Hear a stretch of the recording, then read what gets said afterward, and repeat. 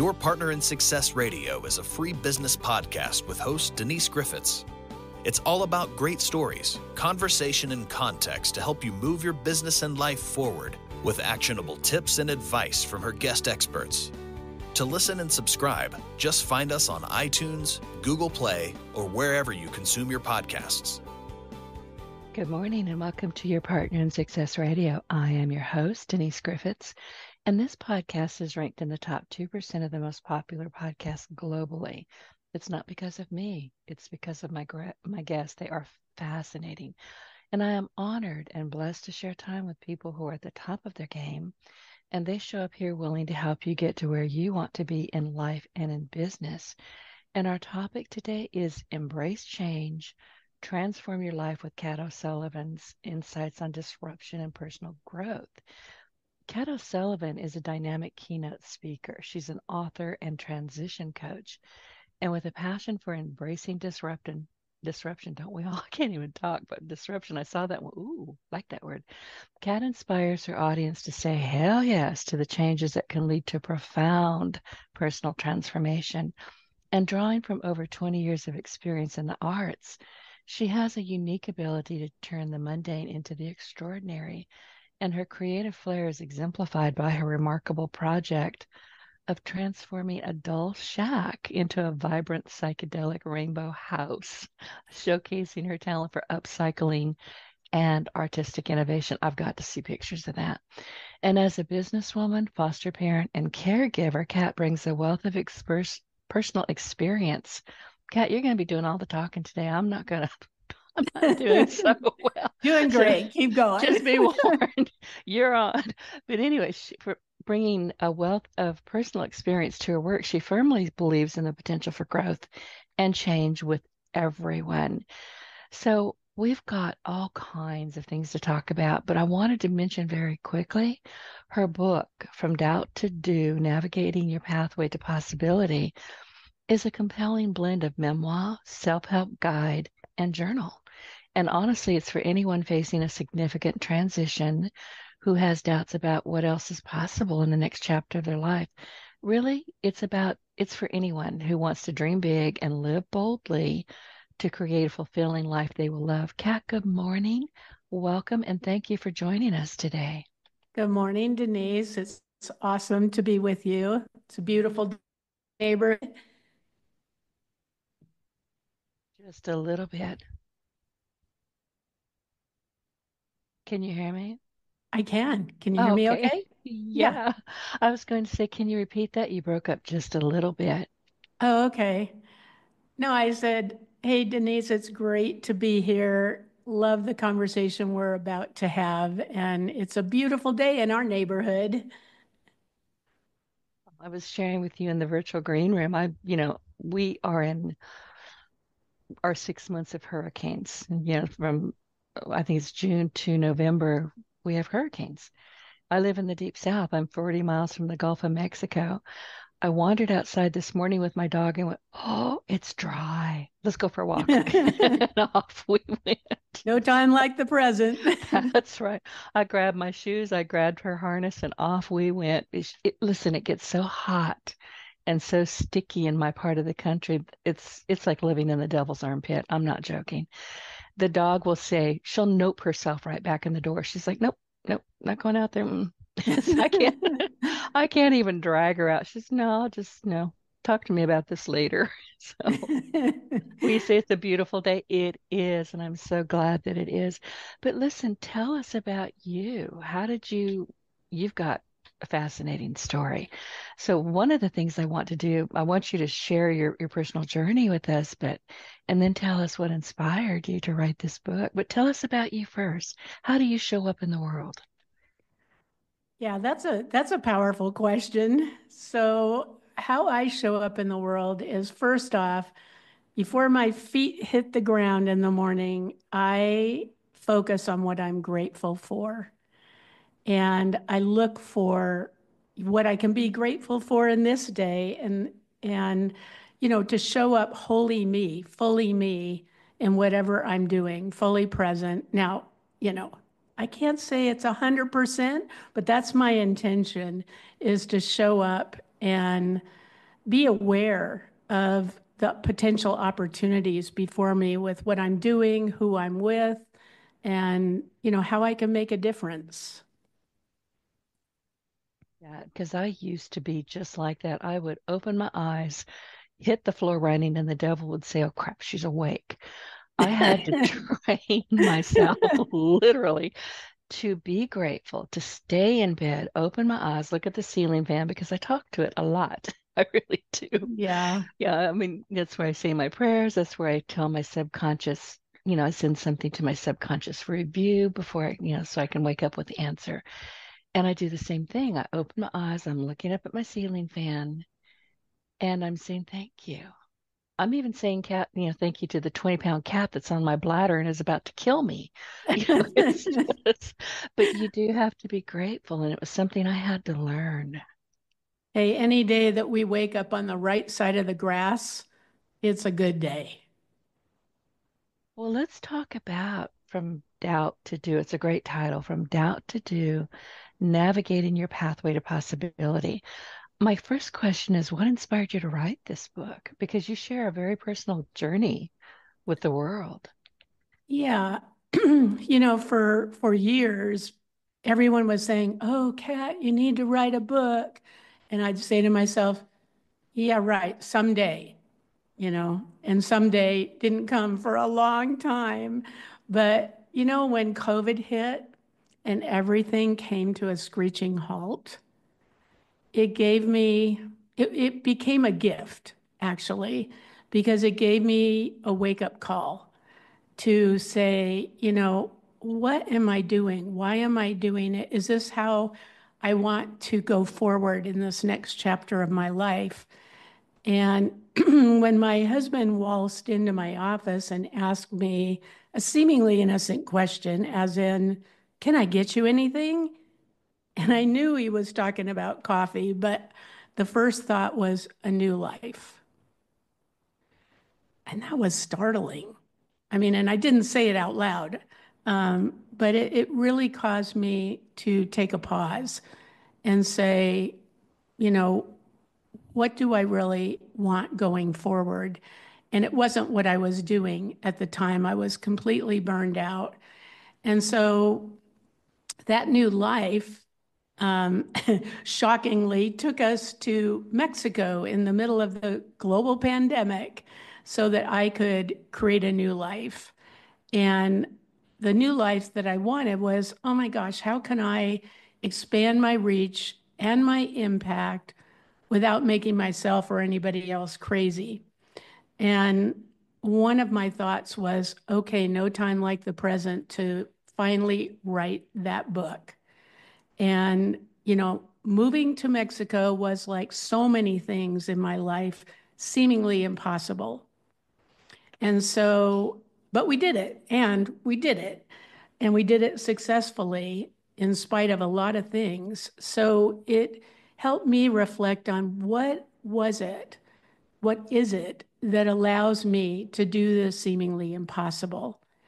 And that was my focus in writing this book, is to say, when we say hell yes to new possibilities, magic happens and we can do the seemingly impossible. So the book is really sharing my stories of doing the seemingly impossible and what I learned through those, and how others could apply that in their life when they find themselves in that place where they're thinking, oh my God, I want something different, or something is thrust upon them disruption wise, and they need to do something different.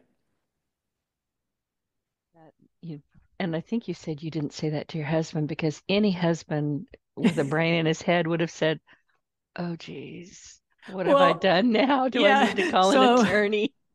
yeah. So my husband's four dreaded words: I have an idea.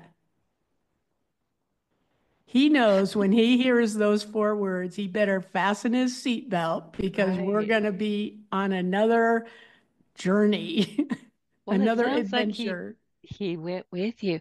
But when you use this in the the book, and we're talking about now hell yes, and I always take notes when I'm talking with people because I always want to go back and go, oh, what were we talking about?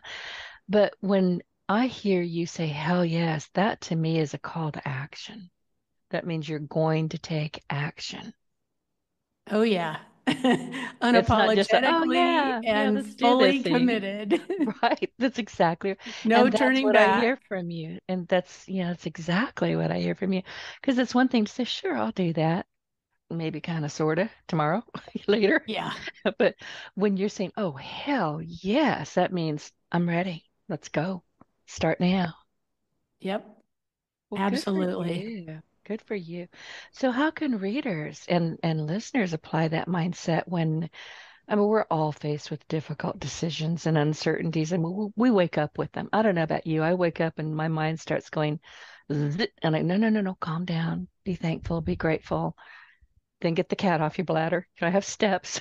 But then we Yeah. go. He's 20 pounds. But, Yeah. but, people, we all have all day. And it's not just certain times of the day. We're constantly arguing with ourselves in our heads. Oh, can I do that? And we whine. Do you notice that? We're all whiners. Yeah. All that doubt results in a lot of Yeah, whining. it does. And I catch myself and I say, oh, geez, Denise, take a seat. And then I have to sit Yeah. down, I have a think about post-it it. note on my computer. It says, I am enough. I know enough. I can do this. So when all those doubts creep in, it's a good reminder, And, it's all about our mindset. I mean, we all face disruption at different times in our life. And, rarely does anything significant happen without some form of disrupting the norm. And when that quote shift happens, we can make magic happen. And I don't mean, like magic, hocus pocus. I mean, when we have that hell yes commitment to discovering what else is possible.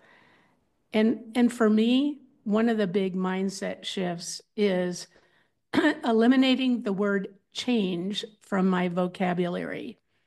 Because I don't know about you, but anytime I hear or say the word change, it's like immediate resistance, screeching halt. And when we use the word shift instead of change, it lessens that resistance because change is like someone or something is wrong, broken. We got to fix it. Whereas shift is more like an evolutionary movement, from one thing to the next. No fixing required. We're just moving on to something new. And it's an opportunity to step back and reflect on what's going on and what we want that next chapter to look like. So it all starts with that mindset. And I've got a few words that I flat don't you pivot. That's a COVID word. I hate that word. Yeah. But I hear it and I just go, bleh, whole body frisson. But I like how you're describing change because to me, that's almost an order. And I don't know about you, but I don't like to be told what to do, even when I'm telling myself to do it. I Yeah. fight with my nav system. I get lost all the time. She is not the boss of me. So, I've got that mindset. But when you say shift, that's easier, it's gentler, and it makes sense. Yeah. And, there's a question that's related to this that's also key, and that is, do I believe it's okay to want what I really want? And can I give myself permission to pursue it? I mean, we're all conditioned, speaking of authority, like that we need to get permission from somebody, to do what we really want. And often that permission is filled with, shoulds and have tos from ourselves or other people. And, you know, we've got to be able to let go and say, yes, it is okay to want what I want. and I'm going to give myself permission to consider what else is possible. That down as well. So in the book, you encourage readers to recognize and seize new opportunities. You did. I mean, you got to Mexico in what, 3 months? Yeah. Yeah, it's a wild story. Yeah, let's hear it because Yeah, I would love yeah. for you to share that story. Well, like I said, when I heard myself, my first thought was a new life. It wasn't just a wake up call. It was like it was seemingly impossible.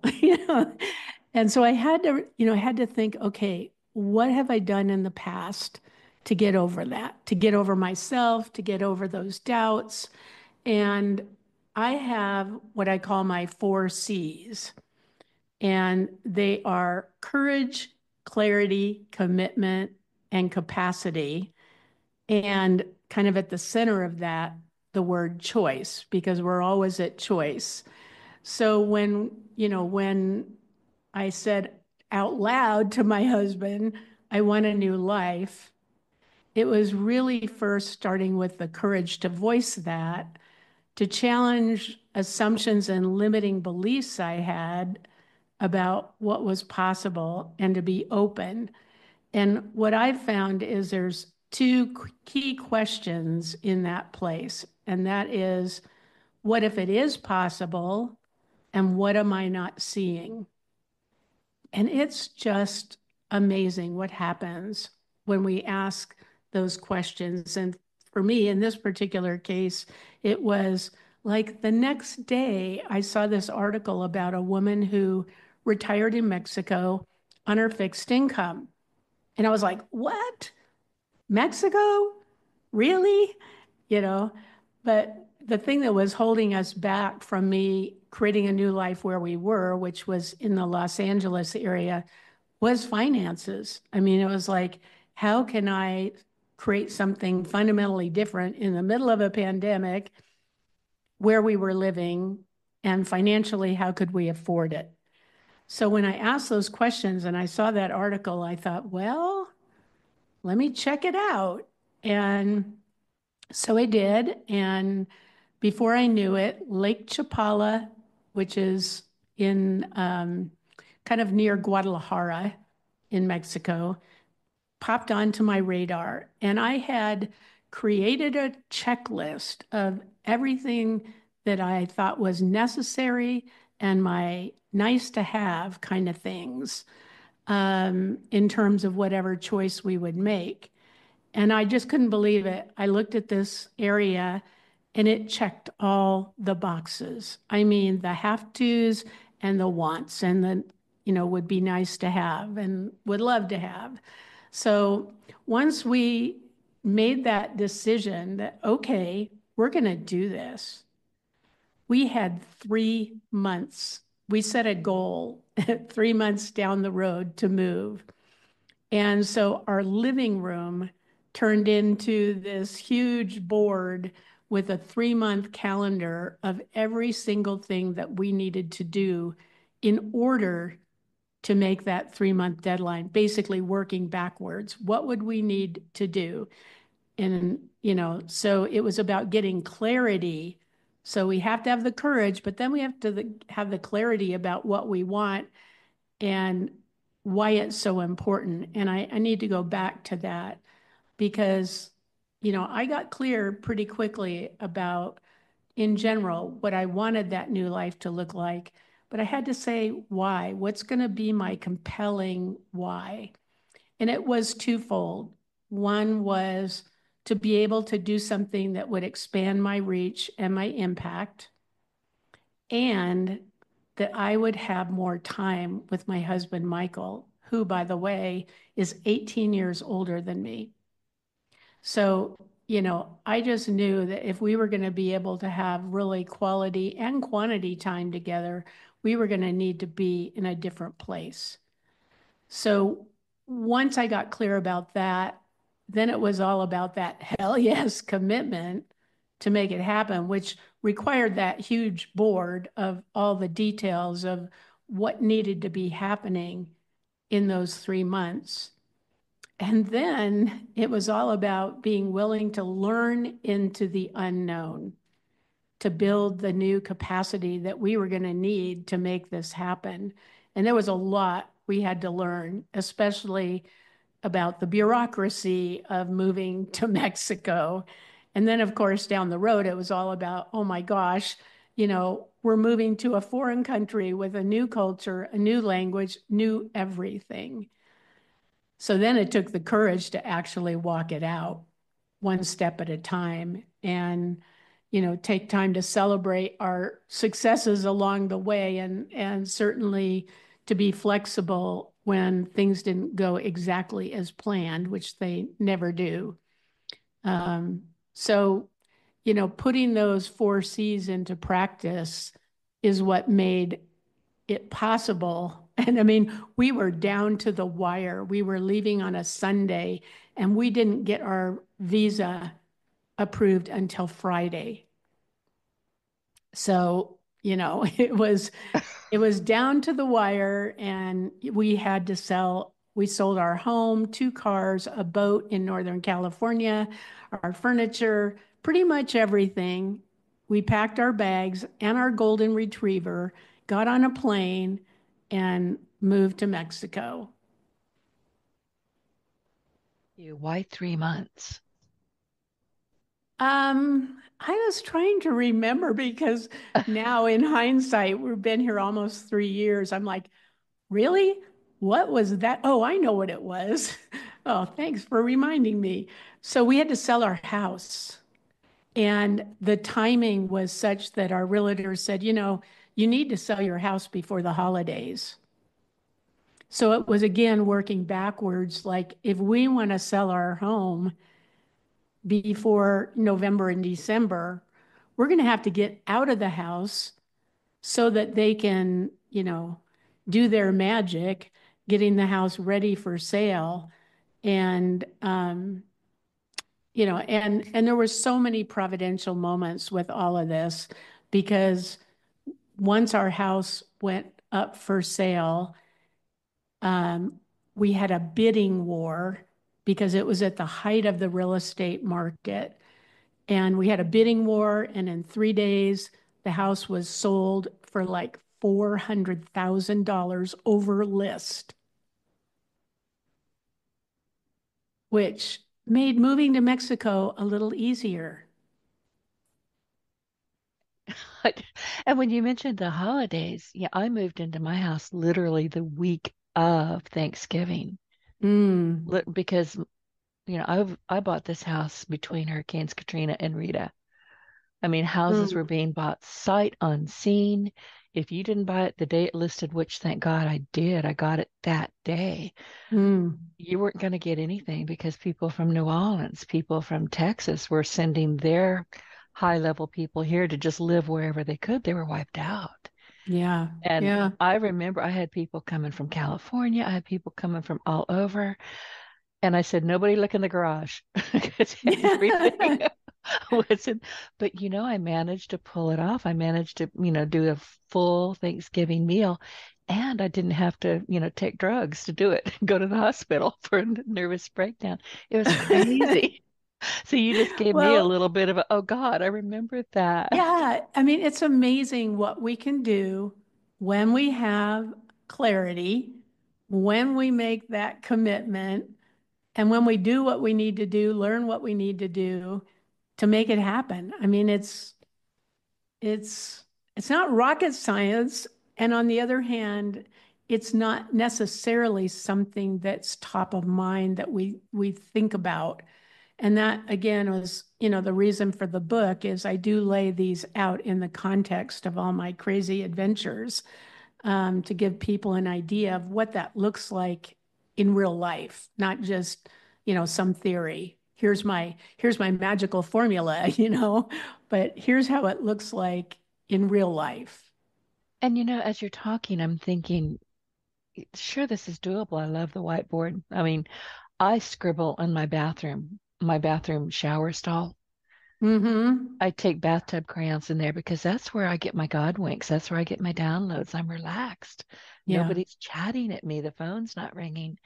So I scribble all over there. And as soon as the, fog clears, because Literally and yeah, figuratively.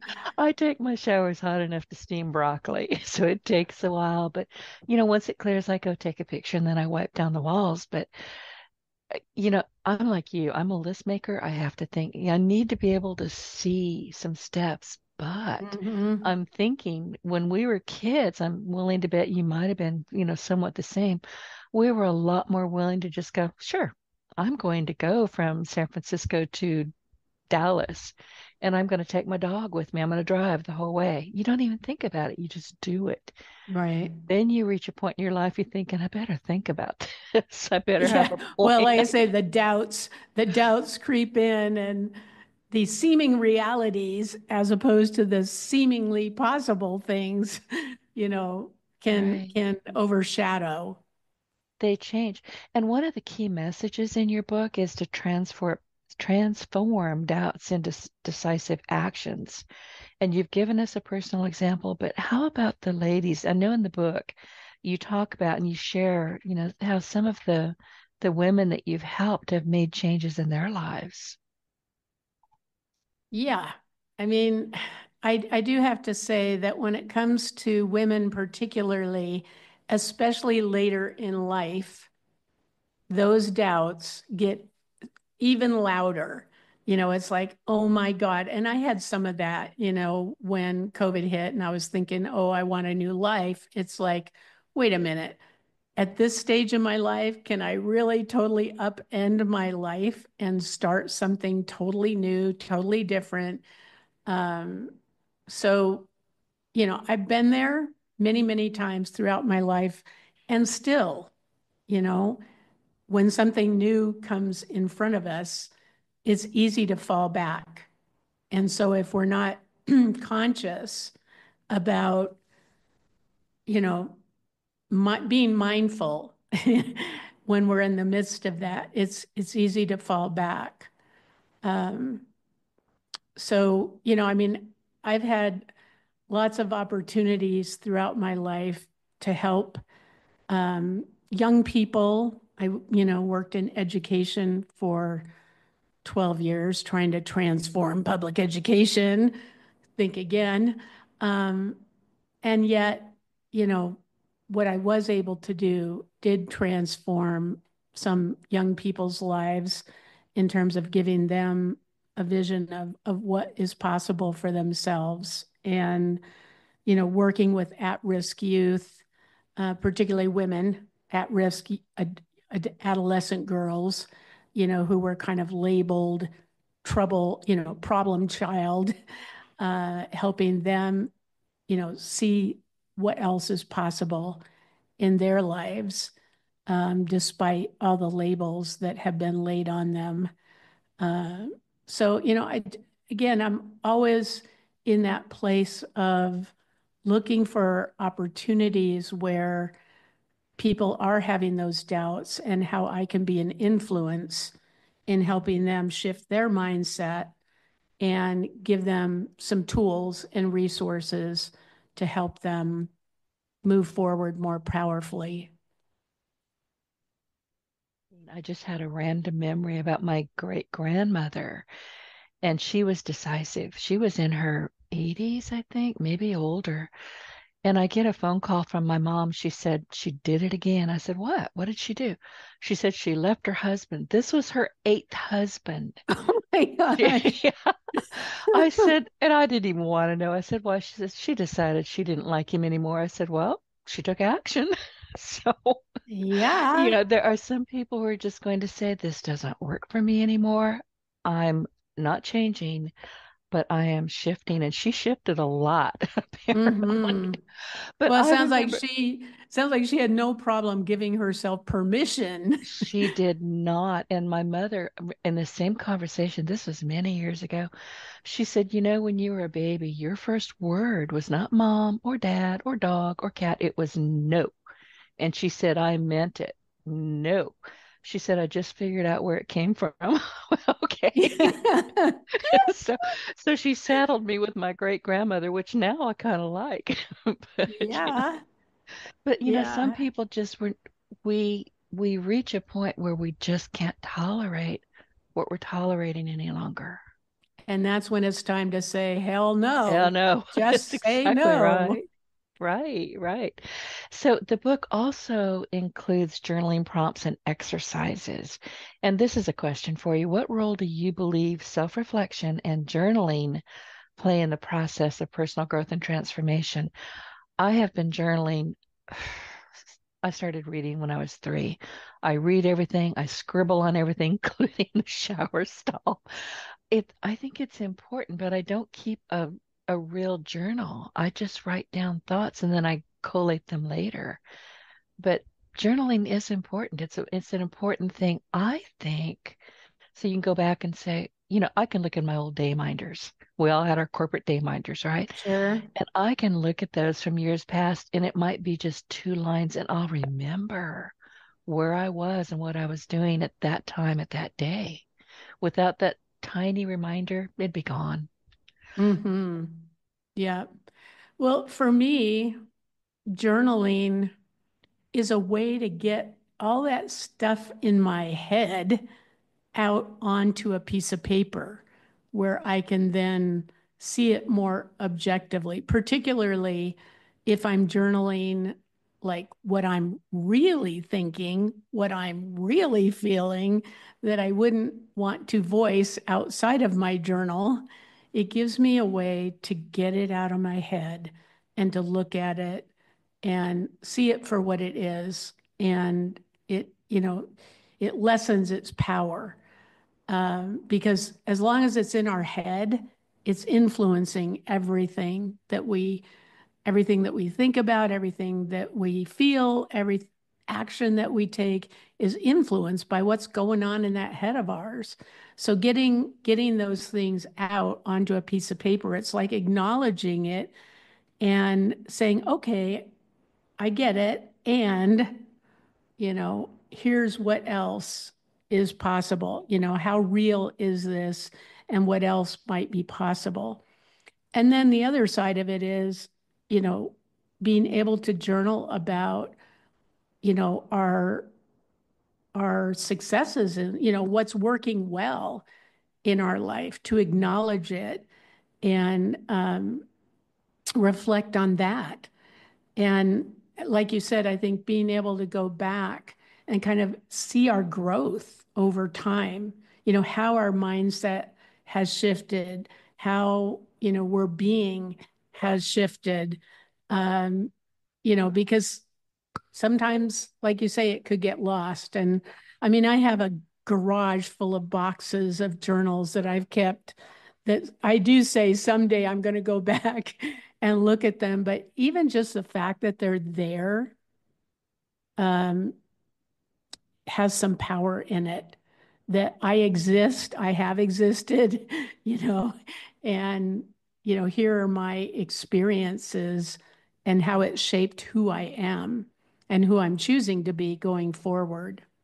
So the journal in the book is related to the chapters in the first part of the book, where periodically I'll ask the reader a question or something to reflect on. The journal correlates. And so for each chapter, there's deeper opportunities for deeper thought and reflection. Because, without that, it's just a nice book, nice ideas. But if we don't see a way to apply it to our own life, it loses its power. And Kat, you said something a bit ago that I'm trying to think what it was because it was important, but I didn't scribble it because I couldn't budge the cat. Move. Um, Serious, he's 20 pounds. He's not moving. What, journaling. And oh, I know what it was. You mentioned that, if you don't want to say something out loud or be in a mood and just say something accidentally, you want to journal it, keep it private, go back to it. At least that's what I heard. I don't think that's Mm-hmm. what you said, but that's the way I interpreted it. And I was going through a very rough patch. And I mean, it was split up, divorce, all kinds of stuff going on. I was angry. Mm-hmm. Mostly I was angry at myself because of what I had been tolerating and just how wretched I had allowed myself to become. I was really ticked off. And I was using an electronic journal at the time, and I think I had to replace my keyboards a couple of times. I mean, I was pounding, I was hot, I was not happy. And then I just stopped. I said, okay, I've got it out of my system. I'm good to go. And I didn't open that electronic journal for, gosh, 2 or 3 years. And then when I did, I went, ooh, Mm-hmm. heck. I'm surprised I didn't wind up in jail. I was so ticked off at the world. I mean, it was bad. And once I guess I poured all of that anger and resentment and just, oh my God, what have I done, to myself because I wasn't happy. I really was not happy. Right. When I went back and looked at it, I went, that's just not even important anymore. So you know what I Does give did? us perspective. It does. I deleted the journals. I never wanted to see it again. Mm, I was done. But yeah. I'm glad that I had that private space to just rant because I did rant. I was good at it. I was very, Oh, yeah. I used big words and everything, but Yeah, it was, all caps and yeah, exclamation points and yeah, and pictures and documents and like it was all in there. But once I started going through it, honestly, my stomach started hurting. I started, and I'm not an anxious person as far as I know, but I started getting anxious. I went, I am not going back down there. And I just got rid of them. yeah. Well, sometimes I've even gone so far as to burn them. There was Isn't that something true? very therapeutic about, once you get all of that angst out, you need to, like for me, trash wasn't good enough. I I had to literally put them in a barrel and burn them. Shredder is So, my we favorite do tool. whatever it takes to let it go. And then once I think we clear that space, because it is cleared, once you've shredded it, you've burned it, you've Hmm. deleted it, it's gone. It's no longer in that dangerous loop in your head. Yeah. So there's something to be said for journaling. And if you're having a hissy fit, journal about it. But if you're having a 3 month long hissy fit, you may want to chat with somebody. Get a little help. Yeah, yeah, there is that. But, journaling I think is important. And it took me the longest kind of time to get a little bit more structured about it. But I'm glad I did because you're right. You can open those things and go, oh, I opened one the other day and I've been working on something for 7 years. Did it make me feel, oh, you're making progress? No, I got mad because now it's time to take action and finish the darn thing.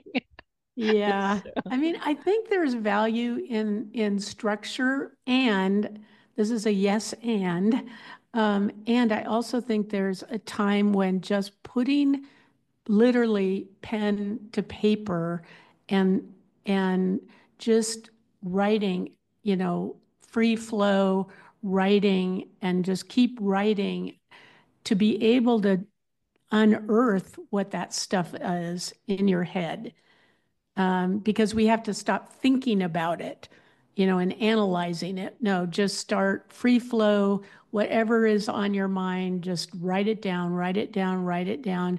And it's amazing by page 3, I finally get to what the real root issue is. peeking in So, your book, you have a chapter called It's Basically About Your Secret Life, which had to be declassified. Now I can hear people going, what? So I'm going to ask you to tell that story. so I was born in a secret city. And, way back when, if my parents were asked, where do you live? They would do the classic, I could tell you, but then I'd have to kill you. And, it wasn't until I was 10 that I actually got a birth certificate that showed where I was born. Up until then, I was born in a P.O. box. Now, how many can say that? So the reality is both of my parents were recruited by men in black to go to this secret city to work on, this was post-Manhattan Project, to help develop nuclear weapons. Now, I don't believe that my parents ever thought they would use their knowledge and skills and degrees, to create nuclear weapons. But they landed in Los Alamos, New Mexico, in, and found themselves in that environment. And, it created a shroud of secrecy that transcended their life in Los Alamos. I mean, after 8 years, they left. They probably should have been deprogrammed, but they never were. So they took that secrecy with them wherever they went. And it really had a profound impact on me and my two younger brothers. It took quite a while for me to feel comfortable sharing, even, I don't know, just sharing anything. I was very much to myself. And there was a point at which I think I was 17, and I was crossing the border from Canada to the United States. And of course, they ask, "Where were you born?" And when I said Los Alamos, the guy behind me, in a very loud voice, said, "A bomb baby." Wasn't it known as Atomic City? Yeah, Yeah. yeah. And I mean, that was a critical point in my life where I said, that's not what I want to be known for. And it started me in a path of, what do I want to be known for? What do I want my legacy to be? And that was not it, being a bomb baby. So I am a firm believer that we are all living our legacy moment by moment, choice by choice. And we're either doing it by default or by design. And that moment was when I said, I'm going to do it by design, not by default. And that was a significant point at which I started, continued more thoughtfully doing the seemingly impossible to create the kind of life that I really wanted to be known for. Say in the book, and I love that. So thank you for sharing that. You saying that you might be thinking, but you only lived in Los Alamos until you were 5. But he didn't know that. And you did, and you said later that revealing the secret launches your early career in human resources, and you're grateful for that. So we Yeah. all have things that I remember. I am a highly committed introvert. There are no pictures of me on the internet.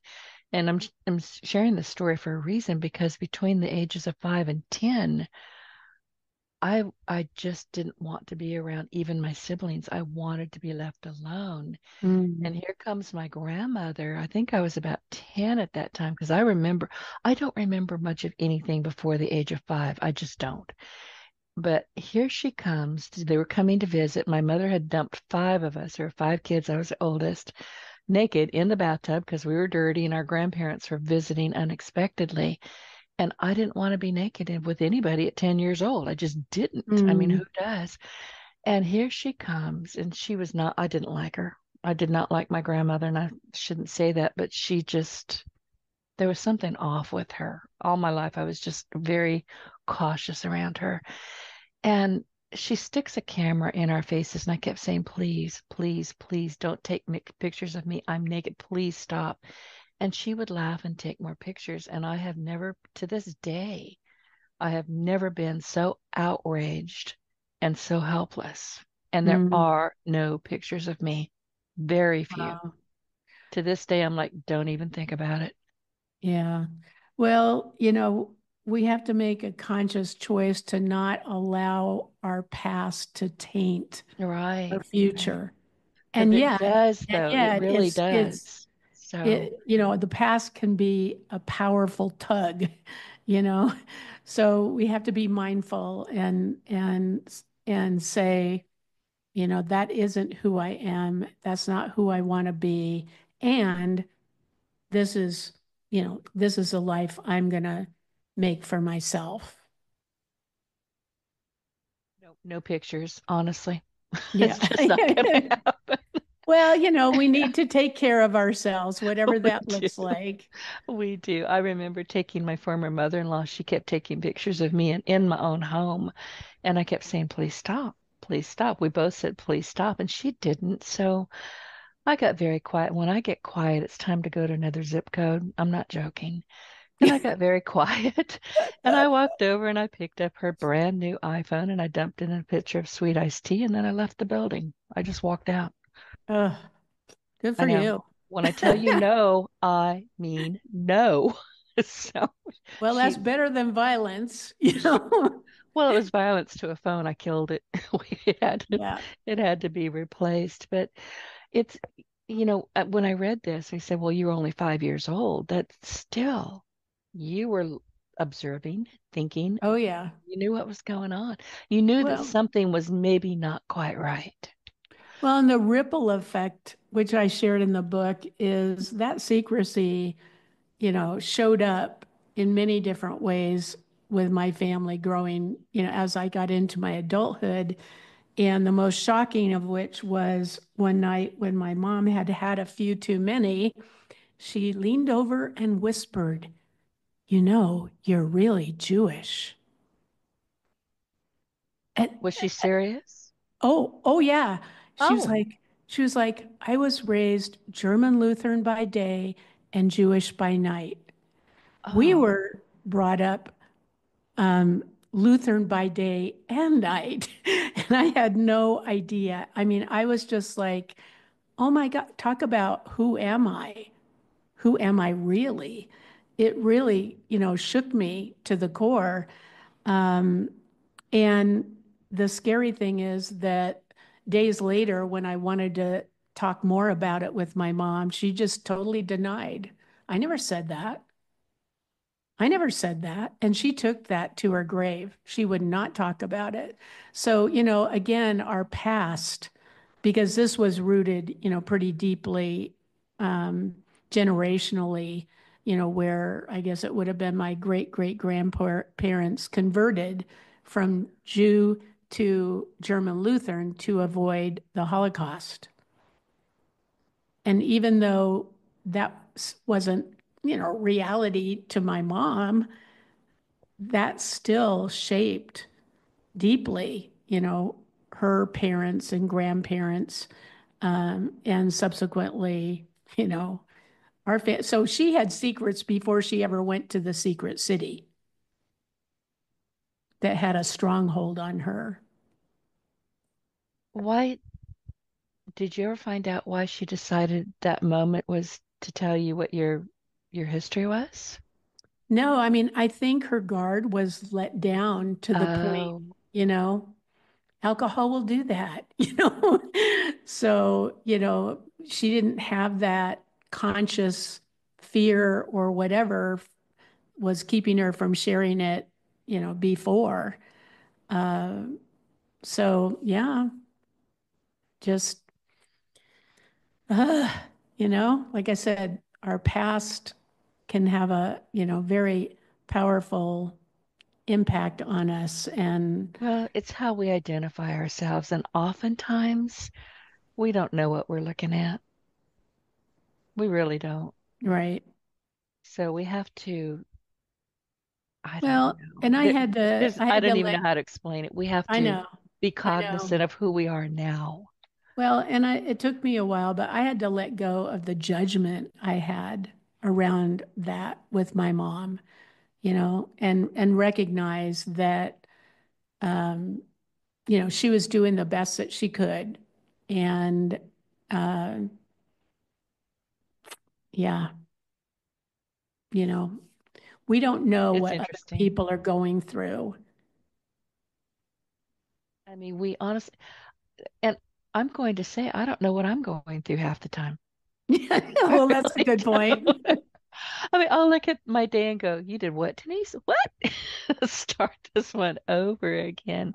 And I'll look at my journals and go, "Huh, were you sane when you wrote that?" No, I wasn't. So yeah, there's that. But for the most part, because like you, I wake up and I express gratitude.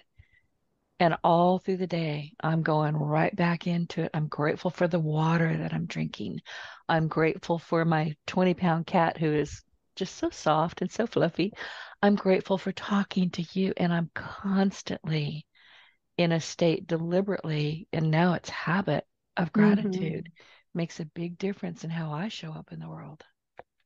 Yeah, that habit of gratitude makes all the difference for me. You know, so yeah. Do you have any, you do profile several women. What common themes, they're in the book, they overcame Hmm. self-doubt and they embraced change. What common themes or lessons did you notice? Well, with all of them, they were 50 plus and had very successful careers. And, you know, just the willingness to step back and be willing to consider something completely different. It's kind of like nowadays looking at 50 as halftime, of our life, It's middle with age. middle age at Right. 50. And, Right. when we hear ourselves saying, can I really do this at this stage of my life? I'm like, hey, you got 50 more years to go. You better make it worthwhile. And I think that was true with all these women. It was like they wanted to have a greater impact. And, whatever they were doing while they'd been successful, I often say sometimes it's our success that keeps us stuck. Because why would we want to change when what we're doing is successful? And if it's lost its meaning, hey, Keeps us it's stuck. time to consider something else. And I think all Yeah. these women were in that same place where it was like, hey, I've been successful. It was meaningful, but now, not so much. And how can I leverage who I've been to create something new for me and to have a greater impact? That age range, you've got a bit of wisdom behind you. Oh, yeah. More than a bit. So, Oh, yeah. yeah, when you're 18, 19, 20, all the way up to 40, as far as I'm concerned, your brain is not fully developed. You're still Yeah. just, thrashing around saying, what am I doing? What's next? Go, go, go, go, go, go. But I think from observation, when you hit that kind of 50-year mark and you can look behind you and go, hey, I did some great work, but do I want to keep on doing this? Will I retire? What's going to happen? I don't know about you. I'm never going to retire. I fully intend to go to sleep, set my intentions at 100 years old, and follow, just maybe never wake up, but I will be plotting world domination just before I go to sleep. I'm Yeah. not going to Well, retire. everyone in my life says, Kat, you have failed at retirement. And I say, hell yes. I'm proud of it.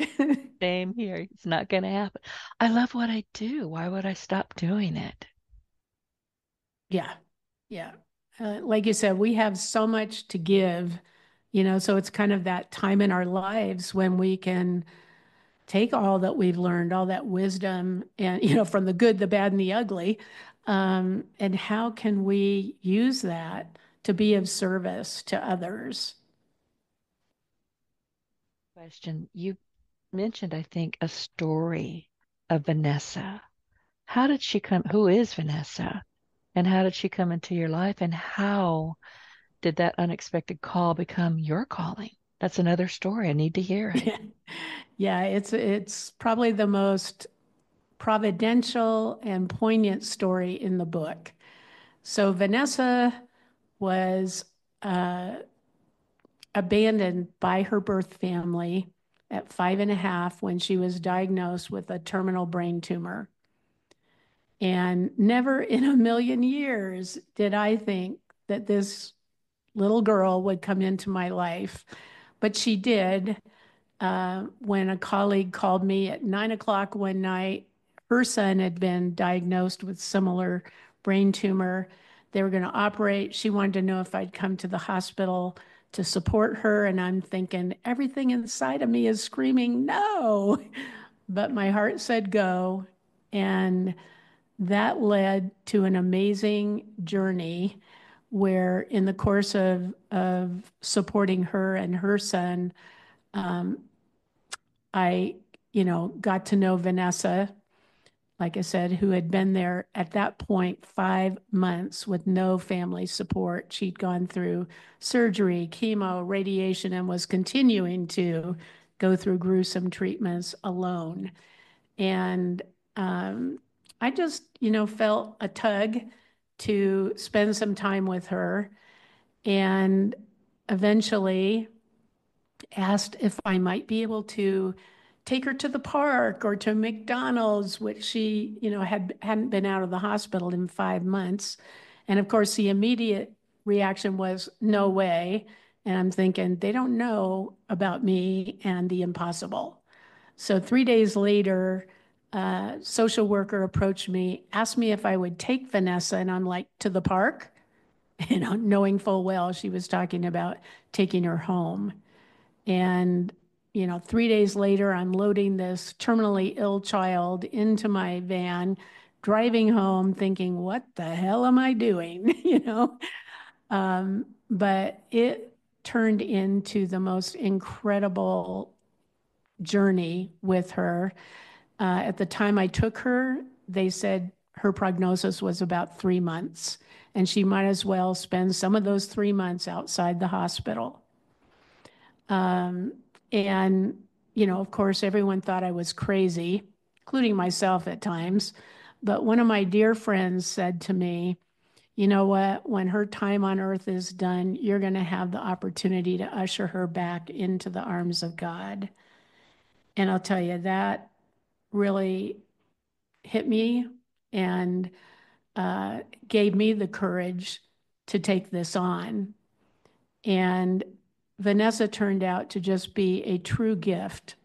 She taught me so much about what it means to be alive, to live in the moment with joy and hope, despite some really unthinkable circumstances. I mean, she had many cognitive, emotional, physical challenges based on, her tumor, et cetera, treatments, whatnot. But you know what? She never let that get in the way of a life well lived. She volunteered, she worked part-time, and, 3 months turned into 26 years. And that was 26 years of learning how to be her mom, support her, be an endless advocate, to make sure she was never invisible to the doctors, educators, providers, who would help me care for her. And, many people thought I was the mother from hell because of that. Others, heaven sent.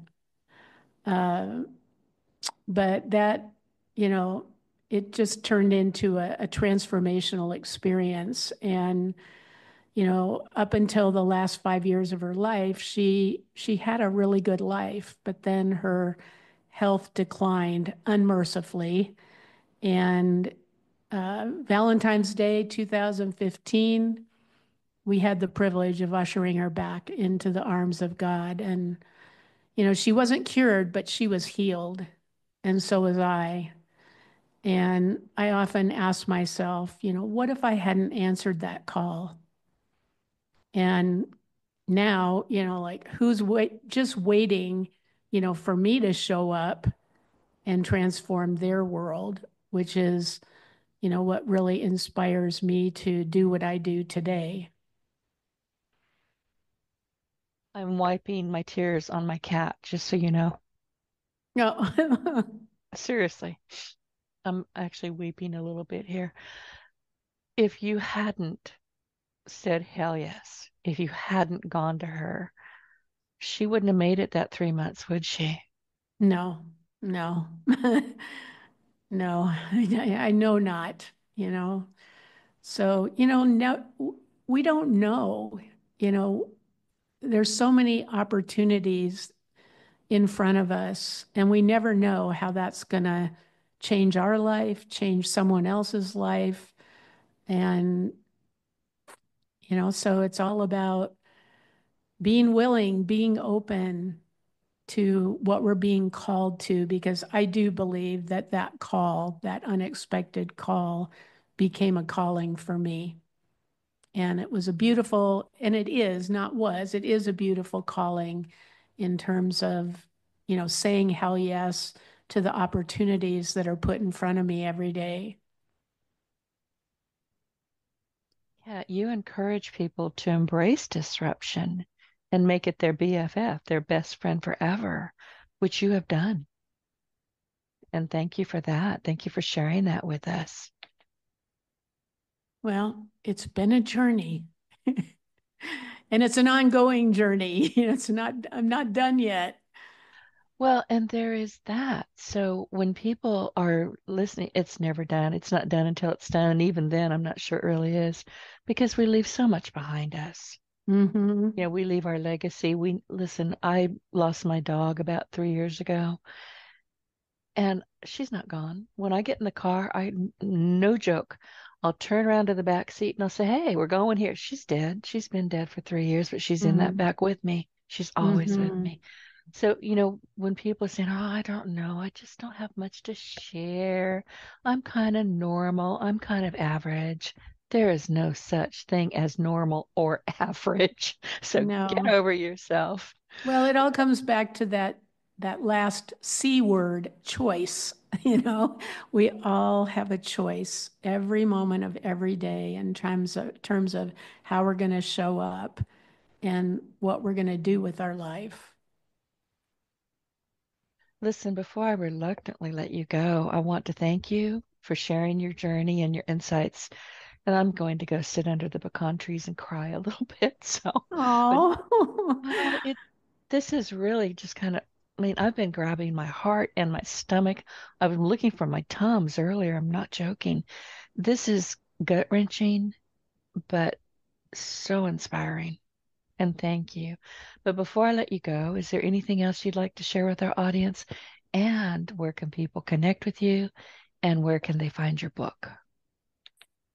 well, I would leave them, with that thought of what is the legacy that you want to create by who you are, how you show up in the world every day. And if you want to learn more about me, really the easiest way to do that is on my website, which is cat@catosullivan.com. And that's cat with a K. So cat@catosullivan.com. And there's a page on there for my book, with the ways that you can, pick up my book and also see what else I'm up to in the world. Well, listen, everybody. Kat O'Sullivan's journey is a true testament to the power of transformation and embracing new possibilities. We need to get out of our own heads, is what I'm taking away from this. And in her book, From Doubt to Do, Navigating Your Pathway to Possibility, she has shared her personal experiences and those of other women who have faced significant life transitions. And the book, as I mentioned earlier, serves as a blend of a memoir, self-help guide, and a journal, providing readers with practical advice and empowering insights to help them navigate their own paths. And Kat encourages her audience to dream big, live boldly, and say it with me, hell Hell yes. yes. Yeah. Say it big and proud. Say it outside. Top of your lungs. Hell yes to the future that awaits them. And by focusing, she mentioned this a couple of times, on the 4 C's: courage, clarity, commitment, and capacity. She equips readers with the tools that they need to transform doubt into action. And as we wrap up this conversation, I want to thank you for joining us today. If you enjoyed this episode and found value in Kat's insights, please take a moment to head over to Apple Podcasts and leave a review and mention her and go look for her. You can find her just about anywhere. They're in the show notes. Your feedback helps us reach more listeners and helps me continue sharing truly inspiring stories like Kat's. So until next time, keep embracing your journey and remember to go Kat, make magic happen. Amen. There you go. Listen, everybody, thank you so much. Kat, thank you. It has been, I'm a little shook up in a good way. I mean, this has been truly inspiring and heartbreaking and then back to inspiring. So thank you. Thank you for having me. My pleasure. Get your voice heard. If you would like to launch your own far-reaching podcast, contact Denise Griffitts at yourofficeontheweb.com and go to the podcast tab.